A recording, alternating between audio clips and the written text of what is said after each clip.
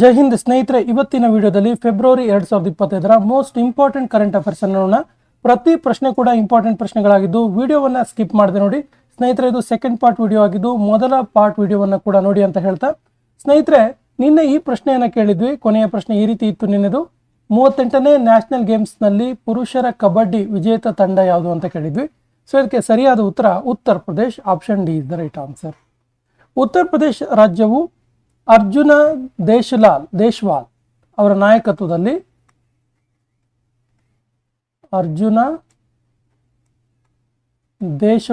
ನಾಯಕತ್ವದಲ್ಲಿ ಚಂಡೀಗಢ ತಂಡವನ್ನು ಸೋಲಿಸಿ ಸ್ವರ್ಣ ಪದಕ, ಚಿನ್ನದ ಪದಕವನ್ನು ಗೆದ್ದುಕೊಳ್ತು. ಸ್ನೇಹಿತರೆ, 38ನೇ ನ್ಯಾಷನಲ್ ಗೇಮ್ಸ್ ಬಗ್ಗೆ ಹೇಳೋದಾದ್ರೆ, 38ನೇ ರಾಷ್ಟ್ರೀಯ ಕ್ರೀಡೆಗಳ ಬಗ್ಗೆ ಹೇಳೋದಾದ್ರೆ, 38ನೇ ರಾಷ್ಟ್ರೀಯ ಕ್ರೀಡೆಗಳ ಆಯೋಜನೆ ಆಗಿದೆ ಇಲ್ಲಿ ಕೇಳಿದ್ರೆ ಉತ್ತರಾಖಂಡಲ್ಲಿ. ಇಂಪಾರ್ಟೆಂಟ್ ಇದೆ, ಎಲ್ಲ ಅಂಶಗಳು ನೋಟ್ ಮಾಡ್ಕೊಳ್ಳಿ. ಉತ್ತರಾಖಂಡಲ್ಲಿ ಆಯೋಜನೆ ಆಯಿತು. ಇದರ ಧ್ಯೇಯವಾಕ್ಯ ಏನಾಯಿತು ಕೇಳಿದ್ರೆ ಸಂಕಲ್ಪ ಸೆ ಶಿಖರ್ ತಕ್ ಅಂತೇಳಿ. ಸಂಕಲ್ಪ ಸೆ ಶಿಖರ್ ತಕ್ ಅಂತೇಳಿ. ಇದರ ಮಾಸ್ಕಟ್ ಇತ್ತಲ್ಲ, ಇದರ ಮಾಸ್ಕಟ್ ಮೌಲಿ ಮಾಸ್ಕಟ್ ಆಗಿತ್ತು.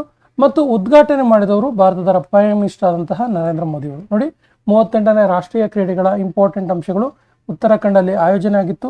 ಸಂಕಲ್ಪ ಸೆ ಶಿಖರ್ ತಕ್ ಎನ್ನುವುದು ಇದರ ಧ್ಯೇಯವಾಕ್ಯ ಆಗಿತ್ತು. ಮೌಲಿ ಎನ್ನುವುದು ಇದರ ಮಾಸ್ಕಟ್ ಆಗಿತ್ತು ಮತ್ತು ಪ್ರೈಮ್ ಮಿನಿಸ್ಟರ್ ನರೇಂದ್ರ ಮೋದಿ ಅವರನ್ನ ಉದ್ಘಾಟನೆ ಮಾಡ್ತಾರೆ. ಸೊ ಇವತ್ತಿನ ಸೆಷನ್ನ ಮೊದಲ ಪ್ರಶ್ನೆ ಈ ರೀತಿ ಇದೆ. Zero tolerance for female genital mutilation ದಿನವನ್ನು ಯಾವಾಗ ಆಚರಿಸಲಾಯಿತು?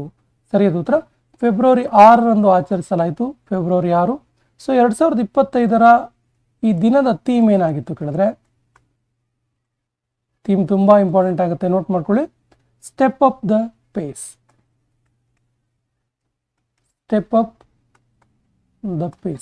ಸ್ನೇಹಿತರೆ, ಈ ದಿನಾಚರಣೆಗಳು ಬಂದಾಗ ಅದರ ಥೀಮ್ಗಳು ತುಂಬ ಇಂಪಾರ್ಟೆಂಟ್ ಆಗುತ್ತೆ. ಮತ್ತು ಏನಾದರೂ ಬೇರೆ ದೇಶದಿಂದ ಮುಖ್ಯ ಅತಿಥಿಗಳು ಬಂದಿದ್ರೆ ಅದು ಕೂಡ ಇಂಪಾರ್ಟೆಂಟ್ ಆಗುತ್ತೆ.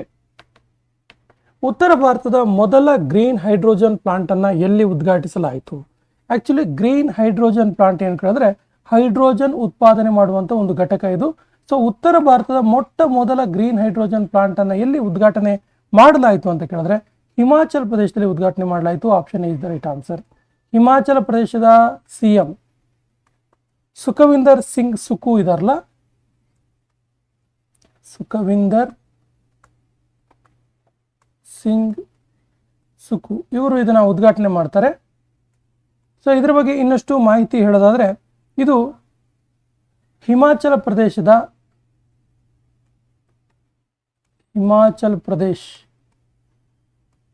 ರಾಜ್ಯದ ಸೋಲನ್ ಜಿಲ್ಲೆಯ ದಬೋಟಾ ಎನ್ನುವಂಥ ಗ್ರಾಮದಲ್ಲಿ ಇದೆ.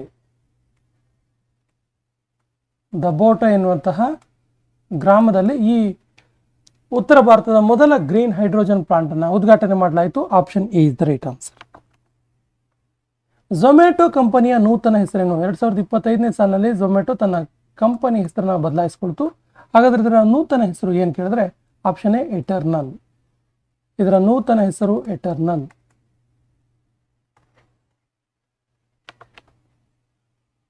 ಇಸ್ರೋ ತನ್ನ 100ನೇ ಮಿಷನ್ ಅನ್ನು ಯಾವ ರಾಕೆಟ್ ಮೂಲಕ ಲಾಂಚ್ ಮಾಡ್ತು? ಇಂಪಾರ್ಟೆಂಟ್ ಕ್ವಶನ್ ಇದೆ, ನೋಟ್ ಮಾಡ್ಕೊಳ್ಳಿ. ಇಸ್ರೋ ತನ್ನ 100ನೇ ಮೈಲಿಗಲ್ಲಾದಂತಹ ಒಂದು ಮಿಷನ್ ಅನ್ನ ಲಾಂಚ್ ಮಾಡಿದಂತಹ ರಾಕೆಟ್ ಯಾವುದು ಕೇಳಿದ್ರೆ GSLV F-15 ಅಂತೇಳಿ. GSLV F-15 ಮೂಲಕ ಲಾಂಚ್ ಮಾಡಿತು. ಎಲ್ಲಿಂದ ಲಾಂಚ್ ಮಾಡ್ತು ಕೇಳಿದ್ರೆ ಶ್ರೀಹರಿಕೋಟದ ಸತೀಶ್ ಧವನ್ ಬಾಹ್ಯಾಕಾಶ ಕೇಂದ್ರದಿಂದ. ಸತೀಶ್ ಧವನ್ ಸ್ಪೇಸ್ ಸೆಂಟರ್ ಬಾಹ್ಯಾಕಾಶ ಕೇಂದ್ರದಿಂದ ಭಾರತದ ಇಸ್ರೋ ತನ್ನ 100ನೇ ಮಿಷನ್ ಅನ್ನ ಲಾಂಚ್ ಮಾಡುತ್ತೆ GSLV F-15 ಎನ್ನುವಂಥ ರಾಕೆಟ್ ಮೂಲಕ. ಆಕ್ಸಿಯೋಮ್ 4 ಮೂಲಕ ಇಂಟರ್ನ್ಯಾಷನಲ್ ಸ್ಪೇಸ್ ಸ್ಟೇಷನ್ ತೆರಳುತ್ತಿರುವ ಮೊದಲ ಭಾರತೀಯ ಯಾರು? Very very important question. ಸರಿಯಾದ ಉತ್ತರ Shubhanshu Shukla. Option D is the right answer. Shubhanshu Shukla.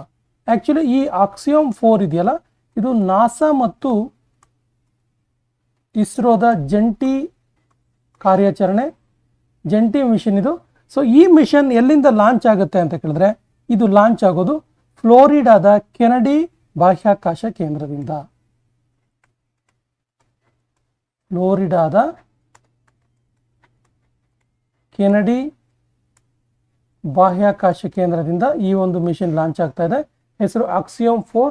ಇದರ ಮೂಲಕ ಇಂಟರ್ನ್ಯಾಷನಲ್ ಸ್ಪೇಸ್ ಸ್ಟೇಷನ್ ತೆರಳುತ್ತಿರುವ ಮೊದಲ ಭಾರತೀಯ ಶುಭಾಂಶು ಶುಕ್ಲಾ. ಭಾರತದ ಮೊದಲ ಬಯೋಡೈವರ್ಸಿಟಿ ಹೆರಿಟೇಜ್ ಸೈಟ್ ಆಗಿ ಘೋಷಿತವಾದ ಗುನೇರಿ ಎನ್ನುವಂಥ ಗ್ರಾಮ, India's first biodiversity heritage site. Guneri ಎನ್ನುವಂಥ ಗ್ರಾಮ ಯಾವ ರಾಜ್ಯದಲ್ಲಿದೆ? ಸರಿಯಾದ ಉತ್ತರ ಇದು ಗುಜರಾತ್ ರಾಜ್ಯದಲ್ಲಿರೋದು. ಗುಜರಾತ್ ರಾಜ್ಯದ ಗುನೇರಿ ಗ್ರಾಮ ಭಾರತದ ಮೊದಲ ಬಯೋಡೈವರ್ಸಿಟಿ ಹೆರಿಟೇಜ್ ಸೈಟ್ ಆಗಿ ಘೋಷಿತವಾಗಿದೆ.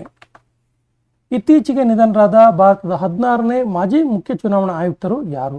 ಸರಿಯಾದ ಉತ್ತರ Naveen Chawla. Option is the right answer. Naveen Chawla.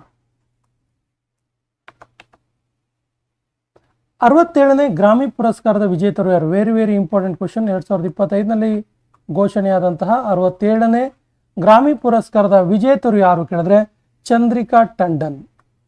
So ಈ ಗ್ರಾಮಿ ಪುರಸ್ಕಾರ ಇದು ಇವ್ರಿಗೆ ಯಾವುದಕ್ಕೆ ಸಿಕ್ತು ಕೇಳಿದ್ರೆ ತ್ರಿವೇಣಿ ಎನ್ನುವಂಥ ಆಲ್ಬಮ್ಗೆ. ತ್ರಿವೇಣಿ ಎನ್ನುವಂತಹ ಆಲ್ಬಮ್ಗೆ ಚಂದ್ರಿಕಾ ಟಂಡನ್ ಅವರಿಗೆ 67ನೇ ಗ್ರಾಮಿ ಪುರಸ್ಕಾರ ಸಿಕ್ತು. Very very important question. ಈ ಕೆಳಗಿನ ಯಾವ ರಾಜ್ಯದ ವಿಧಾನಸಭೆಯಲ್ಲಿ ಮೊದಲಿಗೆ ಅನುವಾದ ವ್ಯವಸ್ಥೆಯನ್ನು, ಟ್ರಾನ್ಸ್ಲೇಟಿಂಗ್ ಸಿಸ್ಟಮ್ ಅನ್ನು ಜಾರಿ ಮಾಡಲಾಯಿತು? ಸರಿಯಾದ ಉತ್ತರ ಆಪ್ಷನ್ ಬಿ ಉತ್ತರ ಪ್ರದೇಶ್. ಉತ್ತರ ಪ್ರದೇಶ ರಾಜ್ಯದಲ್ಲಿ ಯೋಗಿ ಆದಿತ್ಯನಾಥ್ ಅವರು ತಮ್ಮ ವಿಧಾನಸಭೆಯಲ್ಲಿ ಟ್ರಾನ್ಸ್ಲೇಟಿಂಗ್ ಸಿಸ್ಟಮ್, ಅನುವಾದ ವ್ಯವಸ್ಥೆಯನ್ನು ಜಾರಿ ಮಾಡಲಾಯಿತು. ಏನಿದು, ಯಾಕೆ ಟ್ರಾನ್ಸ್ಲೇಟಿಂಗ್ ಸಿಸ್ಟಮ್ ಅಂತ ಕೇಳಿದ್ರೆ, ಉತ್ತರ ಪ್ರದೇಶ ರಾಜ್ಯಕ್ಕೆ ಸಂಬಂಧಪಟ್ಟಂತಹ ಬುಡಕಟ್ಟು ಭಾಷೆಗಳಾದಂತಹ, ಅಲ್ಲಲ್ಲಿ ಮಾತನಾಡುವಂಥ ಭಾಷೆಗಳಾದಂತಹ ಅವಧಿ, ಬ್ರಜ್, ಭೋಜಪುರಿ, ಬುಂದೇಲ್ಖಂಡ್ ಮತ್ತು ಇಂಗ್ಲಿಷ್, ಈ ಭಾಷೆಗಳಿಗೆ ಅಲ್ಲಿನ ಕಾರ್ಯಕಲಾಪಗಳನ್ನು ಟ್ರಾನ್ಸ್ಲೇಟ್ ಮಾಡೋದಕ್ಕೆ ತೀರ್ಮಾನ ತೆಗೆದುಕೊಳ್ಳಲಾಯಿತು. ಪ್ರತಿ ಜನರಿಗೂ ಈ ಒಂದು ಕಾರ್ಯಕಲಾಪಗಳ ವಿಷಯವನ್ನು ಮುಟ್ಟಿಸುವ ಕಾರಣಕ್ಕೋಸ್ಕರ ಉತ್ತರ ಪ್ರದೇಶ ರಾಜ್ಯದಲ್ಲಿ ಈ ಒಂದು ಅನುವಾದ ವ್ಯವಸ್ಥೆಯನ್ನು ಜಾರಿ ಮಾಡಲಾಯಿತು. ಮಾಮೂಲಾಗಿ ಉತ್ತರ ಪ್ರದೇಶದ ವಿಧಾನಸಭೆಯಲ್ಲಿ ಹಿಂದಿಯಲ್ಲಿ ಎಲ್ಲ ಡಿಸ್ಕಷನ್ಸ್, ಡಿಬೇಟ್ಸ್ ಆಗುತ್ತೆ. ಸೊ ಈ ಭಾಷೆಗಳಿಗೆ ಟ್ರಾನ್ಸ್ಲೇಟ್ ಮಾಡೋಕ್ಕೆ ನಿರ್ಧರಿಸಲಾಯಿತು.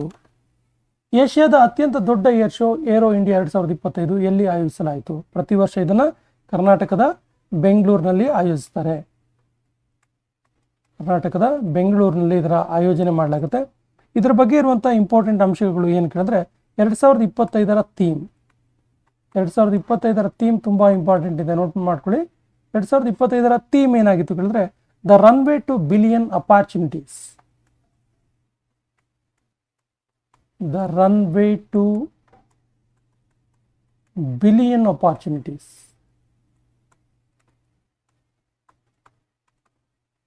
The runway to billion opportunities ಎಂಬುದು 2025ರ ಏರೋ ಇಂಡಿಯಾ ಇದರ ಥೀಮ್ ಆಗಿತ್ತು. ಯಾವ ದೇಶವು ಆಪರೇಷನ್ ಡೆವಿಲ್ ಹಂಟ್ ಇದನ್ನು ಪ್ರಾರಂಭಿಸಿತು? ಸರಿಯಾದ ಉತ್ತರ ಬಾಂಗ್ಲಾದೇಶ ಇದನ್ನು ಪ್ರಾರಂಭ ಮಾಡಿದ್ದು. ಏನಿದು ಆಪರೇಷನ್ ಡೆವಿಲ್ ಹಂಟ್ ಕೇಳಿದ್ರೆ ಬಾಂಗ್ಲಾದೇಶದಲ್ಲಿ ಆಗುತ್ತಿರುವಂತಹ ಗುಂಪು ಘರ್ಷಣೆಯನ್ನು ನಿಲ್ಲಿಸಲು ಆರಂಭಿಸಲಾದಂತಹ ಒಂದು ಮಿಲಿಟರಿ ಆಪರೇಷನ್ ಇದು devil Hunt, operation devil Hunt. Bharat ಮತ್ತು ಈಜಿಪ್ಟ್ ದೇಶಗಳ ನಡುವೆ ಸೈಕ್ಲೋನ್ 2025 ಎಂಬ ಯುದ್ಧಾಭ್ಯಾಸ ಎಲ್ಲಿ ನಡೆಯಿತು? ಸರಿಯಾದ ಉತ್ತರ ರಾಜಸ್ಥಾನದಲ್ಲಿ ನಡೀತು. ನೋಡಿ, ಈ ರೀತಿ ಕೂಡ ಪ್ರಶ್ನೆ ಕೇಳ್ಬೋದು. ಸೈಕ್ಲೋನ್ 2025 ಎಂಬ ಮಿಲಿಟರಿ ಯುದ್ಧಾಭ್ಯಾಸ ಭಾರತ ಮತ್ತು ಯಾವ ದೇಶದ ನಡುವೆ ನಡೀತು ಅಂತ ಕೇಳಿದ್ರೆ ಭಾರತ ಮತ್ತು ಈಜಿಪ್ಟ್ ಗೊತ್ತಿರಲಿ. ಸೊ ಎಲ್ಲಿ ನಡೀತು ಕೇಳಿದ್ರೆ ರಾಜಸ್ಥಾನದಲ್ಲಿ ನಡೀತು. ಪ್ರಪಂಚದ ಅತಿ ದೊಡ್ಡ ಝೂಮರ್ ಫೆಸ್ಟಿವಲ್ ಡಾನ್ಸ್ ಪರ್ಫಾರ್ಮೆನ್ಸ್ 2025 ಯಾವ ರಾಜ್ಯದಲ್ಲಿ ಆಯೋಜಿಸಲಾಗಿತ್ತು? ಸರಿಯಾದ ಉತ್ತರ ಅಸ್ಸಾಂನಲ್ಲಿ ಆಯೋಜಿಸಲಾಗಿತ್ತು. ಇದು ಇಂಪಾರ್ಟೆಂಟ್, ಯಾಕಂದ್ರೆ ಪ್ರಪಂಚದ ಅತಿ ದೊಡ್ಡ ಝೂಮರ್ ಫೆಸ್ಟಿವಲ್ ಡ್ಯಾನ್ಸ್ ಪರ್ಫಾರ್ಮೆನ್ಸ್ ಇದು. ಇಲ್ಲಿ ಅಸ್ಸಾಂನ ಕಲೆಯ ಜೊತೆಗೆ ಅಸ್ಸಾಂ ಕಲೆ ಸಂಸ್ಕೃತಿಯ ಜೊತೆಗೆ ಬೇರೆ ಬೇರೆ ರಾಜ್ಯಗಳ ದೇಶಗಳ ಕಲೆ ಸಂಸ್ಕೃತಿ ನೃತ್ಯಗಳ ಪ್ರದರ್ಶನ ಕೂಡ ಆಯೋಜನೆ ಮಾಡಲಾಗಿತ್ತು.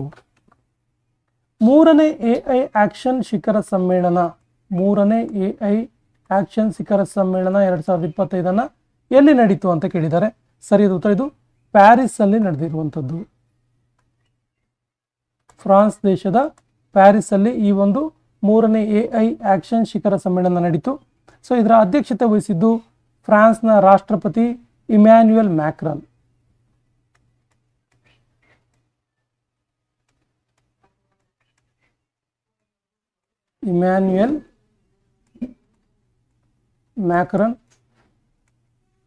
ಇದರ ಅಧ್ಯಕ್ಷತೆಯನ್ನು ವಹಿಸಿದ್ರು. ಇವರು ಫ್ರಾನ್ಸ್ ದೇಶದ ರಾಷ್ಟ್ರಾಧ್ಯಕ್ಷರು ಕೂಡ ಹೌದು. ಕರಪ್ಷನ್ ಪರ್ಸೆಪ್ಷನ್ ಇಂಡೆಕ್ಸ್ 2024ರಲ್ಲಿ ಭಾರತ ಯಾವ ಸ್ಥಾನದಲ್ಲಿದೆ? ಸರಿಯಾದ ಉತ್ತರ ಭಾರತ 96ನೇ ಸ್ಥಾನದಲ್ಲಿದೆ. ಕರಪ್ಷನ್ ಪರ್ಸೆಪ್ಷನ್ ಇಂಡೆಕ್ಸ್ 2024ರಲ್ಲಿ ಭಾರತ 96ನೇ ಸ್ಥಾನದಲ್ಲಿದೆ. ಇದರಲ್ಲಿ ಮೊದಲ ಸ್ಥಾನದಲ್ಲಿರೋದು ಡೆನ್ಮಾರ್ಕ್, ಅಂದ್ರೆ ಇಲ್ಲಿ ಏನೇನು ಕರಪ್ಷನ್ ಇಲ್ಲ ಅಂತೇಳಿ. ಇನ್ನು ಸೆಕೆಂಡ್ ಪ್ಲೇಸಲ್ಲಿರೋದು ಡೆನ್ಮಾರ್ಕ್, ಫಿನ್ಲ್ಯಾಂಡ್. ಹಾಗೆಯೇ ಥರ್ಡ್ ಪ್ಲೇಸಲ್ಲಿರುವಂಥದ್ದು ಸಿಂಗಪೂರ್. ಭಾರತ ಯಾವ ಸ್ಥಾನದಲ್ಲಿದೆ? 96ನೇ ಪ್ಲೇಸಲ್ಲಿದೆ. ಹಾಗಾದ್ರೆ ಕೊನೆಯ ಸ್ಥಾನದಲ್ಲಿರುವಂಥದ್ದು, ಅಂದ್ರೆ ಕೊನೆಯ ಸ್ಥಾನದಲ್ಲಿ ಅತಿ ಹೆಚ್ಚು ಭ್ರಷ್ಟಾಚಾರ ಇರುವ ದೇಶ ಯಾವುದು ಅಂತ ಕೂಡ ಕೇಳ್ಬೋದು. ನೋಟ್ ಮಾಡ್ಕೊಳ್ಳಿ. ಕೊನೆಯ ಸ್ಥಾನದಲ್ಲಿರೋದು ದಕ್ಷಿಣ ಸೂಡಾನ್.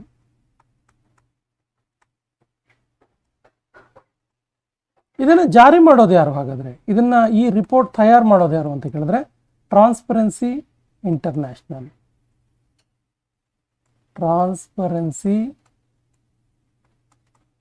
ಇಂಟರ್ನ್ಯಾಷನಲ್ ಎನ್ನುವಂಥ ಸಂಸ್ಥೆ ಪ್ರತಿ ವರ್ಷ ಕರಪ್ಷನ್ ಪರ್ಸೆಪ್ಷನ್ ಇಂಡೆಕ್ಸ್ ಅನ್ನ ಜಾರಿ ಮಾಡುತ್ತೆ.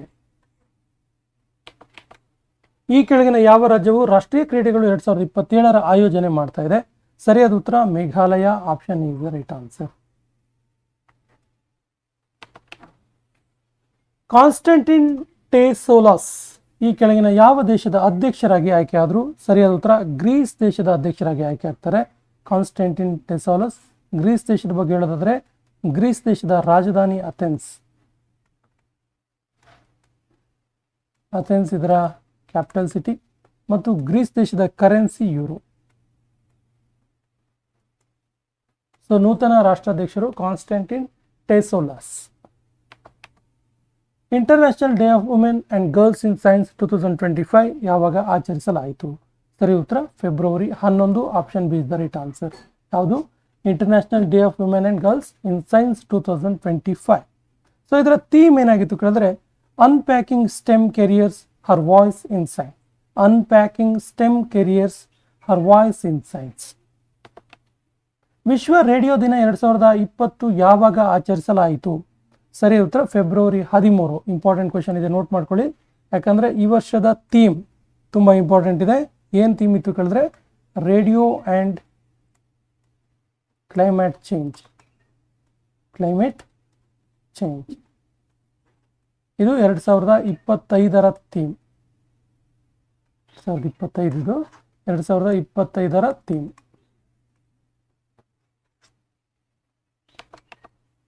38ನೇ ನ್ಯಾಷನಲ್ ಗೇಮ್ಸ್ 2025ರಲ್ಲಿ ಅಧಿಕ ಪದಕ ಪಡೆದ ತಂಡ ಯಾವುದು? ಸರಿಯಾದ ಉತ್ತರ option A services sports control board.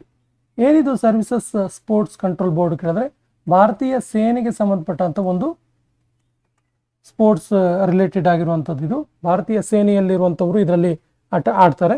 So ಇವರು ಅತಿ ಹೆಚ್ಚು ಪದಕವನ್ನು ಗೆದ್ಕೊಂಡ್ರು. ಭಾರತೀಯ ಸೇನೆಯವರು ಒಟ್ಟು 121 ಮೆಡಲ್ ಪಡೆದುಕೊಳ್ಳುವುದರ ಮೂಲಕ ಪದಕ ಪಟ್ಟಿಯಲ್ಲಿ ಅಗ್ರಸ್ಥಾನವನ್ನು ಪಡೆದರು. ಭ್ರಷ್ಟಾಚಾರ ಆರೋಪದಡಿ ನಿಷೇಧಕ್ಕೆ ಒಳಗಾಗಿರುವ ಮೊಟ್ಟ ಮೊದಲ ಮಹಿಳಾ ಕ್ರಿಕೆಟರ್ ಯಾರು? ಇಂಪಾರ್ಟೆಂಟ್ ಕ್ವೆಶನ್ ಇದೆ, ನೋಟ್ ಮಾಡ್ಕೊಳ್ಳಿ.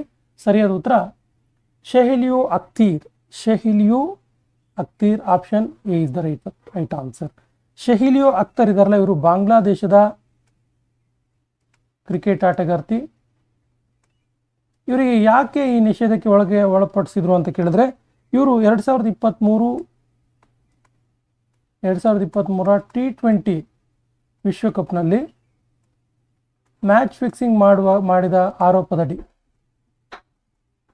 ಫಿಕ್ಸಿಂಗ್ ಆರೋಪದಡಿ ಶೊಹಿಲಿಯೋ ಅಖ್ತರ್ ಅವರನ್ನ ಭ್ರಷ್ಟಾಚಾರ ಆರೋಪದಡಿ ನಿಷೇಧಕ್ಕೆ ಒಳಪಡಿಸಲಾಯಿತು. ಈ ಕೆಳಗಿನ ಯಾವ ರಾಜ್ಯ ಪ್ರಗತಿ ಪಥ ಯೋಜನೆಯನ್ನು ಜಾರಿ ಮಾಡಿದೆ? ಸರಿಯಾದ ಉತ್ತರ ಆಪ್ಷನ್ ಬಿ, ಕರ್ನಾಟಕ.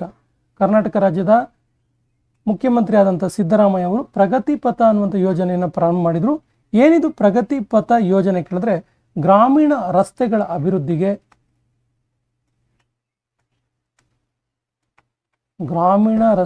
ಅಭಿವೃದ್ಧಿಗೆ ಒಂದು ಯೋಜನೆ ಇದು. ಈ ಒಂದು ಯೋಜನೆಗೆ 5,200 ಕೋಟಿ ರೂಪಾಯಿಯನ್ನು ನಿಗದಿಪಡಿಸಲಾಯಿತು, ಮೀಸಲು ಇಡಲಾಯಿತು. Life on Mars collected stories ಕೃತಿಯ ಲೇಖಕರು ಯಾರು? Life on Mars collected stories ಕೃತಿಯ ಲೇಖಕರು ಯಾರು? ಸರಿಯಾದ ಉತ್ತರ Namita Gokhale. Option A is the right answer, Namita Gokhale. ರಾಷ್ಟ್ರೀಯ ವಿಜ್ಞಾನ ದಿವಸವನ್ನು ಯಾವಾಗ ಆಚರಿಸಲಾಯಿತು? ಸರಿಯಾದ ಉತ್ತರ ಫೆಬ್ರವರಿ 28. ಆ್ಯಕ್ಚುಲಿ ಫೆಬ್ರವರಿ 28 ಪ್ರತಿ ವರ್ಷ ನಾವು ರಾಷ್ಟ್ರೀಯ ವಿಜ್ಞಾನ ದಿನವನ್ನು ಆಚರಣೆ ಮಾಡ್ತೀವಿ. ಯಾಕಂದರೆ ಭಾರತದ ನೊಬೆಲ್ ಪುರಸ್ಕೃತ CV ರಾಮನ್ ಅವರು ತಮ್ಮ ಸಂಶೋಧನಾ ಪ್ರಬಂಧ ಸ್ಕ್ಯಾಟರಿಂಗ್ ಲೈಟ್ ಮೇಲೆ, ಬೆಳಕಿನ ಚದುರುವಿಕೆಯ ಮೇಲೆ ಪ್ರಯೋಗ ಮಾಡಿ ಸಂಶೋಧನಾ ಪ್ರಬಂಧ ಮಂಡಿಸಿದ ದಿನದ ನೆನಪಿಗೆ ಪ್ರತಿ ವರ್ಷ ಫೆಬ್ರವರಿ 28ರಂದು ರಾಷ್ಟ್ರೀಯ ವಿಜ್ಞಾನ ದಿನವನ್ನು ಆಚರಣೆ ಮಾಡಲಾಗುತ್ತೆ. ಭಾರತದ ಈ ಕೆಳಗಿನ ಯಾವ IITಯು ಭಾರತೀಯ ರೈಲ್ವೆ ಜೊತೆಗೆ ಸೇರಿ ಮೊದಲ hyperloop test track launch ಮಾಡಿದ್ದು? ಸರಿಯಾದ ಉತ್ತರ IIT Madras. Option A is the right answer, IIT Madras. ರಾಜಸ್ಥಾನದ ಫಾಯ್ ಸಾಗರ್ ಲೇಕ್ ಹೆಸರನ್ನು ಬದಲಿಸಿ ಏನೆಂದು ಇಡಲಾಯಿತು? ಫಾಯ್ ಸಾಗರ್ ಲೇಕ್, ಈ ಸರೋವರದ ಹೆಸರನ್ನು ಚೇಂಜ್ ಮಾಡಿ ಏನಂತ ಇಡಲಾಯಿತು? ಸರಿಯಾದ ಉತ್ತರ Varuna Sagar. Option B is the right answer, Varuna Sagar ಅಂತೇಳಿ ಇಡಲಾಯಿತು. Institute of chartered accountants of India, ICAI ಇದೆಯಲ್ಲ, ICAI ಇದರ ನೂತನ ಅಧ್ಯಕ್ಷರು ಯಾರು? ಸರಿಯಾದ ಉತ್ತರ ಚರಣಜ್ಯೋತ್ ಸಿಂಗ್ ನಂದಾ ಅವರು ICAIನ ನೂತನ ಅಧ್ಯಕ್ಷರಾಗಿ ಆಯ್ಕೆಯಾದರು. ICAI ಇದೆಯಲ್ಲ, ಇದು 1949 ಜುಲೈ 1ರಂದು ಸ್ಥಾಪನೆ ಆಯಿತು ಮತ್ತು ಇದರ ಹೆಡ್ ಕ್ವಾರ್ಟರ್ ಇರುವಂಥದ್ದು ನವದೆಹಲಿಯಲ್ಲಿ ಇದರ ಕೇಂದ್ರ ಕಚೇರಿ ಇರುವಂಥದ್ದು. 2023-24ರಲ್ಲಿ ಅತಿ ಹೆಚ್ಚು ಮೊತ್ತದ ಹಣ ಪಡೆದ ಆಟಗಾರ ಯಾರು? ಸರಿಯಾದ ಉತ್ತರ option A, Cristiano Ronaldo. So Cristiano Ronaldo ಇದಾರಲ್ಲ, ಇವರು 2023-24ನೇ ಸಾಲಿನಲ್ಲಿ $285 ಮಿಲಿಯನ್ ಹಣವನ್ನು ತಮ್ಮ ಕ್ರೀಡೆಯ ಮೂಲಕ ಮತ್ತು ಬೇರೆ ಬೇರೆ ಮೂಲದ ಮೂಲಕ ಪಡೆದುಕೊಂಡ್ರು ಮತ್ತು ಅತಿ ಹೆಚ್ಚು ಮೊತ್ತದ ಹಣ ಪಡೆದ ಆಟಗಾರ ಅಂತೇಳಿ ಹೊರಹೊಮ್ಮಿದ್ರು. ಸೊ ಇದರಲ್ಲಿ ಸೆಕೆಂಡ್ ಪ್ಲೇಸಲ್ಲಿರೋದು ಜಾನ್ ರಹಮ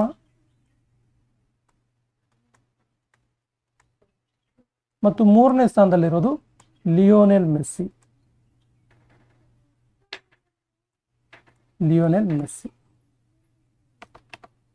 ಭಾರತ್ ರಂಗ್ ಮಹೋತ್ಸವ್, ಭಾರತ್ ರಂಗ್ ಫೆಸ್ಟಿವಲ್ 2025 ಅನ್ನು ಎಲ್ಲಿ ಆಯೋಜಿಸಲಾಗಿತ್ತು?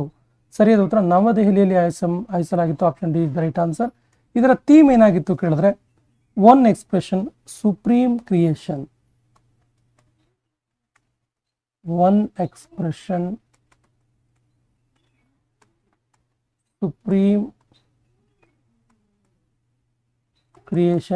ಇದು 2025ರ ಭಾರತೀಯ ರಂಗ ಮಹೋತ್ಸವದ ಥೀಮ್ ಆಗಿತ್ತು. ಇಂಪಾರ್ಟೆಂಟ್ ಅಂಶ ಇದೆ, ನೋಟ್ ಮಾಡ್ಕೊಳ್ಳಿ. ಸೊ ಏಷ್ಯನ್ ವಿಂಟರ್ ಗೇಮ್ಸ್ 2025ರಲ್ಲಿ ಅತಿ ಹೆಚ್ಚು ಪದಕ ಪಡೆದ ದೇಶ ಯಾವುದು? ಈ ಸೆಷನ್ನ ಕೊನೆಯ ಪ್ರಶ್ನೆ ಈ ರೀತಿ ಇದೆ. ಆಪ್ಷನ್ಸ್ ಈ ರೀತಿ ಇದೆ: ಚೀನಾ, ಭಾರತ, ಜಪಾನ್, ಅಮೆರಿಕ. ಸ್ನೇಹಿತರೆ, ಸರಿಯಾದ ಉತ್ತರವನ್ನು ಕಮೆಂಟ್ ಬಾಕ್ಸಲ್ಲಿ ಕಮೆಂಟ್ ಮಾಡಿ ಮತ್ತು ನಮ್ಮ ಚಾನಲ್ ಮೊದಲ ಬಾರಿಗೆ ನೋಡ್ತಾ ಇದ್ರೆ ಸಬ್ಸ್ಕ್ರೈಬ್ ಆಗೋಕೆ ಮರಿಬೇಡಿ ಅಂತ ಹೇಳ್ತಾ ಇವತ್ತಿನ ಸೆಷನ್ ಕಂಪ್ಲೀಟ್ ಮಾಡ್ತಾ ಇದ್ದೀವಿ. ಜೈ ಹಿಂದ್.